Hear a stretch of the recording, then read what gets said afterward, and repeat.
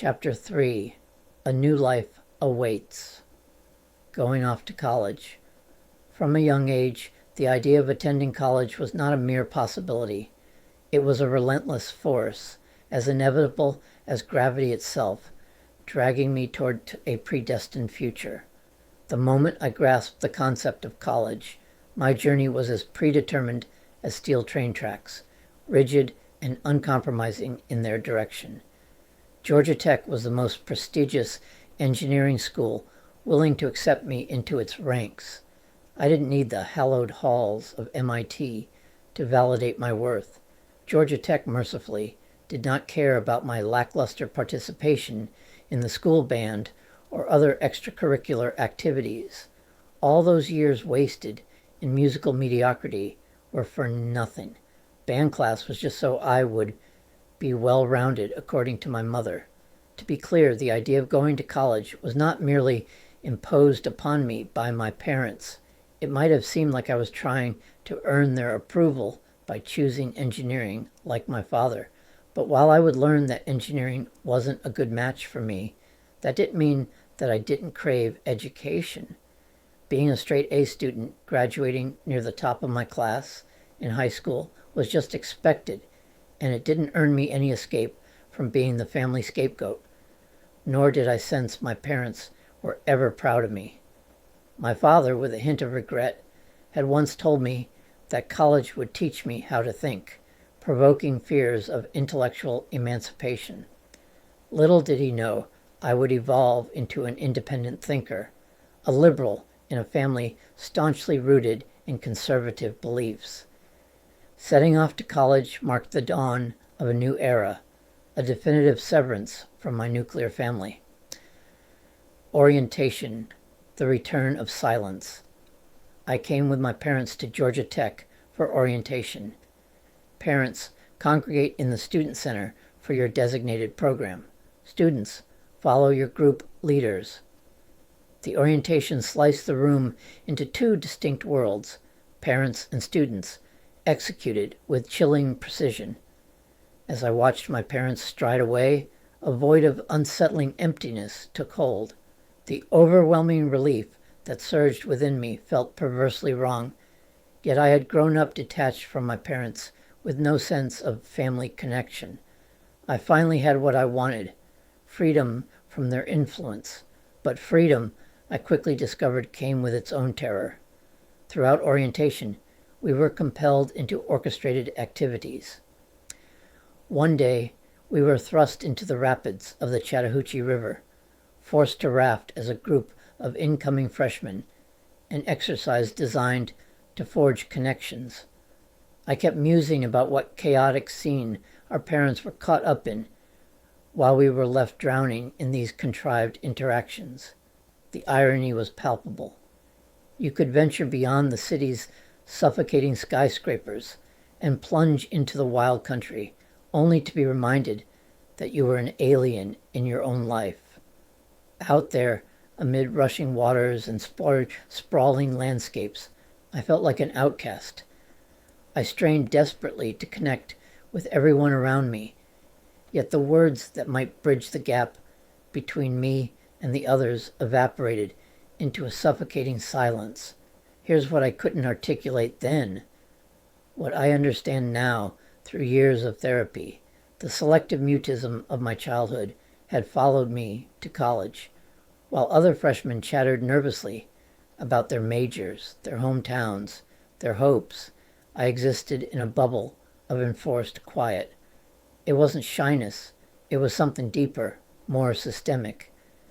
My nervous system had learned that silence was safety, that being noticed meant being vulnerable to criticism or abandonment.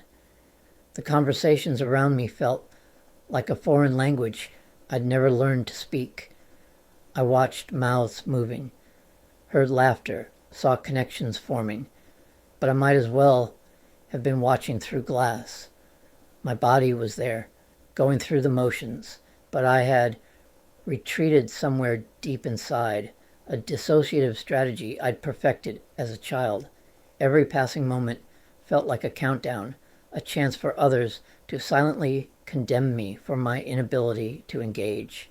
The internal monologue was relentless. What's wrong with that guy? He talks to no one. He has nothing to say. As part of orientation, a cold, brutal truth was hammered into us. Only a sliver of those admitted to Georgia Tech would actually graduate. We were ordered to face the person on our left, then the one on our right, only to hear the stinging proclamation, "One of you will graduate." The implication was clear. 2 out of 3 of us were destined to fail. After rush week, the price of belonging. Pledging brought its own challenges. One moment I was special. The next, I was a lowly pledge with obligations and rituals. The dress code, the paddle, the daily humiliation of kneeling, it all felt like trading one form of invisibility for another. I began bending the rules in small ways, dressing casually for classes, keeping my paddle hidden. This quiet rebellion made me feel both defiant and conflicted. I was learning that belonging often came with a price, that acceptance could also mean submission. By quarter's end, as initiation loomed, I realized this was just the beginning. I had found a group, but I hadn't yet found myself. That would require something more than fraternity membership. It would require therapy. The most important discovery of those first months wasn't that I could belong to a group. It was that I desperately needed help understanding why connection felt so impossible, why my natural state was silence, and how I might learn to speak, not just with my voice, but with my whole self. Yet connection seemed to be necessary. If I was going to graduate, it seemed like I was going to need some form of connection. Plus, I was thinking about myself as an adult in many ways.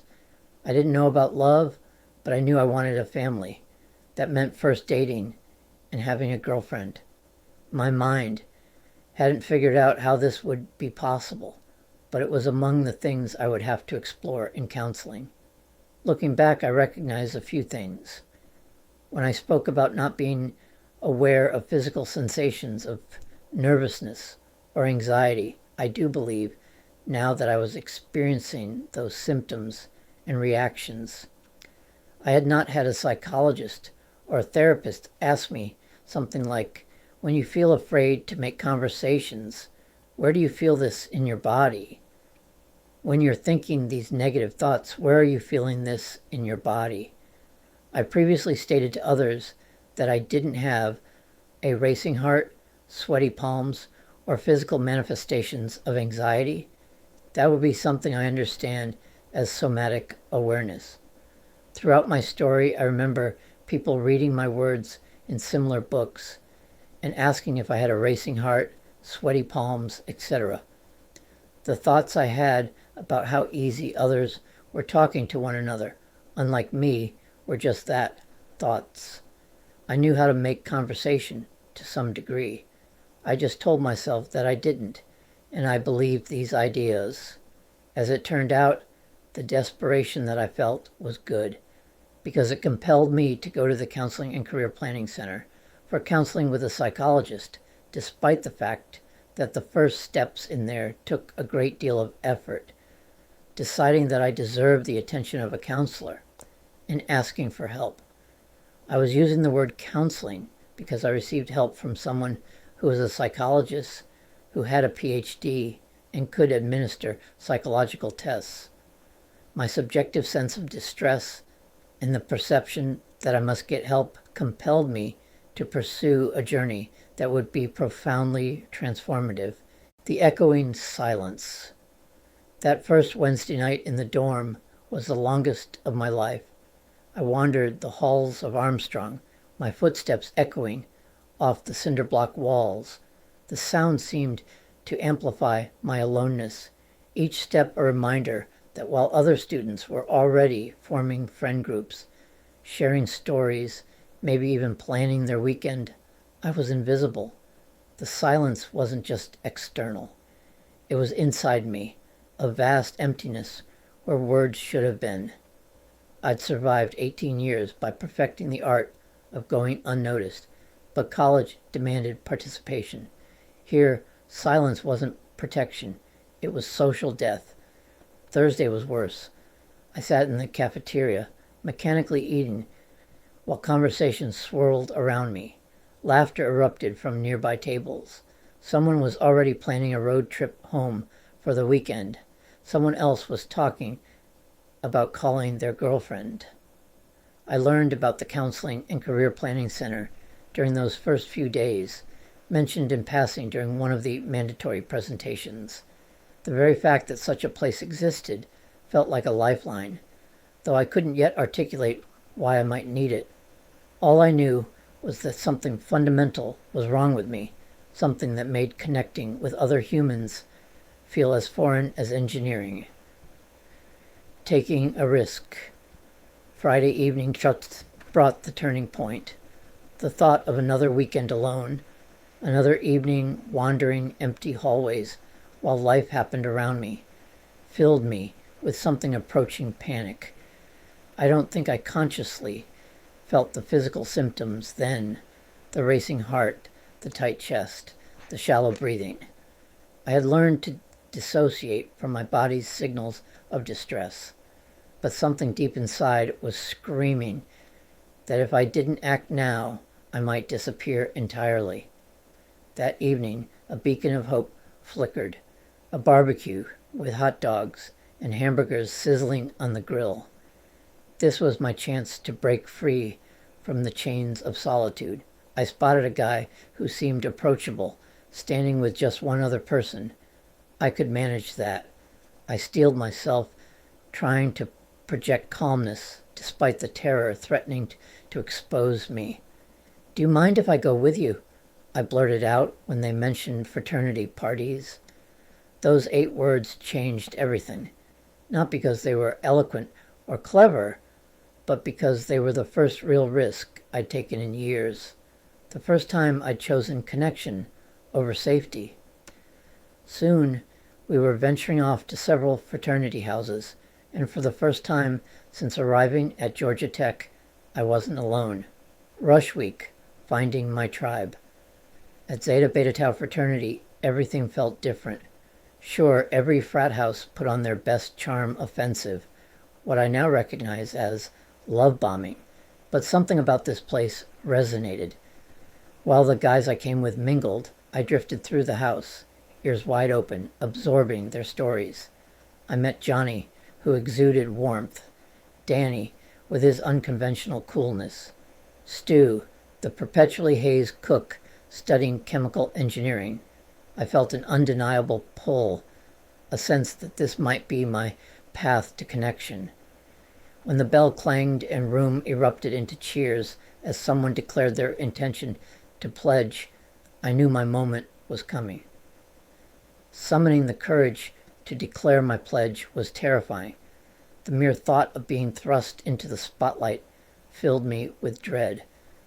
But I knew if I hesitated, I'd falter. I approached Pat and declared my intention.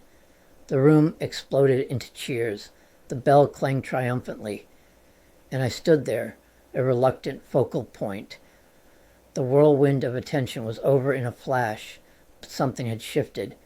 For the first time in my life, I had chosen to be seen.